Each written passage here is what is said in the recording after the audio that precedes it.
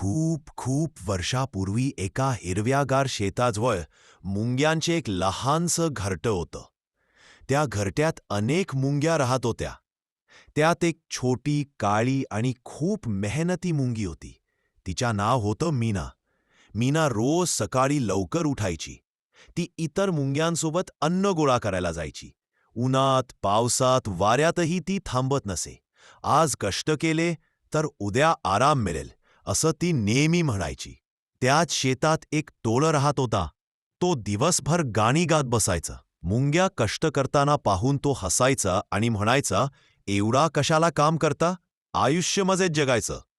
मीना शांतपणे म्हणायची, कष्ट केल्याशिवाय सुख मिळत नाही. हळूहळू पावसाळा संपला आणि हिवाळा सुरू झाला. थंडी वाढली. अन्न मिळणं कठीण झालं. टोळाकडे खायला काहीच नव्हतं. तो भुकेने थरथरत मुंग्यांच्या घरट्याजवळ आला. त्याने मीनाला विनंती केली, मला थोडं अन्न दे, मला खूप भूक लागली आहे. मीना आणि इतर मुंग्यांनी त्याला अन्न दिलं. मीना म्हणाली, हे बघ, आम्ही आधी कष्ट केले म्हणून आज आमच्याकडे अन्न आहे. टोळाला आपली चूक कळली. त्याने ठरवलं की पुढे तोही मेहनत करेल.